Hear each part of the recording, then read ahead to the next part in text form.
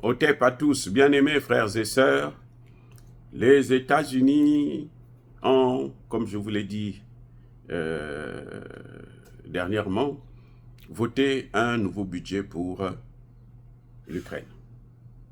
En réalité, c'est une enveloppe de 95 milliards de dollars qui a été prévue pour Israël, l'Ukraine et Taïwan. Et dans ces 95 milliards, il y a 61 milliards, plus exactement 6 milliards,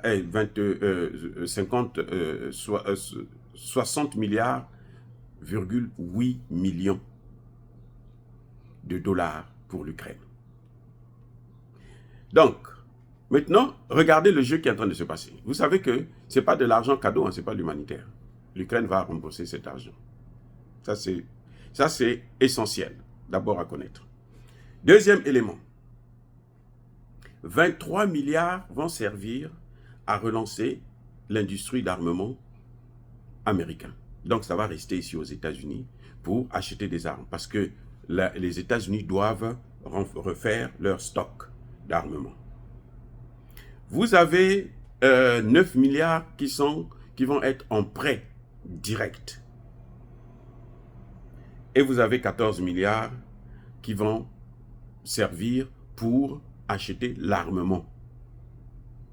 Mais ils vont acheter les armes là où? Qui fabrique le plus d'armes au niveau de l'OTAN? Mais c'est bien les États-Unis. Ils vont acheter encore aux États-Unis. Donc, en conclusion, c'est à peine un peu moins de 14 milliards de dollars qui vont aller en Ukraine. Donc, tout cet argent-là, c'est presque le tiers de ces 61 milliards qui iront en réalité en Ukraine. Et dans ces 14 milliards qui vont aller en Ukraine, mais il y a les mercenaires américains. Il faut les entretenir, il faut les nourrir. C'est avec ça qu'on va les nourrir. C'est avec ça qu'on va les payer. Et l'Ukraine va payer la dette de 61 milliards, sans compter les intérêts. Ça, c'est ce qu'on appelle une escroquerie internationale. C'est le gangstérisme. Vous faites l'argent, vous vous enrichissez sur le dos des pauvres. L'Ukraine est l'un des pays les plus corrompus au monde. C'est le pays le plus corrompu en Europe. Donc, il y a une bonne partie de cet argent aussi qui va aller directement dans les caisses des dirigeants, à commencer par Zelensky lui-même.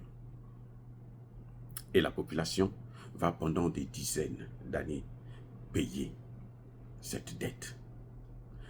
Bien-aimés frères et sœurs, voilà ce que c'est que la communauté internationale. Voilà ce que c'est que l'aide des Occidentaux, l'aide de l'OTAN, l'aide des pays développés. C'est pour ça que vous voyez que l'Afrique ne s'est jamais développée. Parce que l'Afrique, on a fait des Africains des pays qui doivent vivre que de l'aide, des pays dépendants de l'aide occidentale.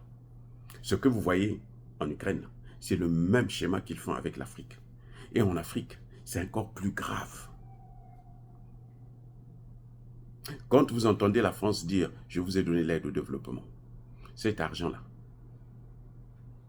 la France vous dit « vous devrez faire venir les employés, les entreprises françaises ». Mobutu l'a expliqué à la tribune de l'Organisation des Nations Unies. Pas dans des petits machins, à la tribune. Mobutu a expliqué ça. Que cette aide-là, c'est de l'argent que vous remettez à vous-même, qui vient chez vous-même. Oui. Quand ils accordent même des bourses simples, là, après vos études, là, on vous garde là. Si vous êtes brillant, on vous garde. Vous ne partez pas chez vous. Vous restez chez eux. Donc, c'est eux qui tirent profit. Donc, vous voyez, c'est un monde de gangsters et c'est ça qu'il faut changer. C'est pour ça que nous soutenons les BRICS, parce que nous estimons qu'il y aura une alternative à ce monde d'escrocs internationaux, à ces États qui passent leur temps à piller les petites puissances. C'est vrai que les autres aussi font un peu pareil, mais avec les autres, c'est différent, puisqu'on voit un peu comment les pays arrivent à lever la tête. Surtout avec la Russie, elle nous apporte la sécurité, ça c'est garanti. Donc, bien-aimés frères et sœurs, soyez bénis, je persiste et je signe, soyez abondamment bénis par le Dieu des Kémites et par nos ancêtres angélisés. Mais que tous ceux qui persécutent le continent africain, le pillent et le déstabilisent, qu'ils soient noirs, blancs, chinois, arabes, juifs, indiens ou qui qu'ils soient punis, maudits, foudroyés, neutralisés, écrasés, effacés par le Dieu des Kémites et par nos ancêtres angélisés. Vive l'Afrique éternelle, je dis et j'assume.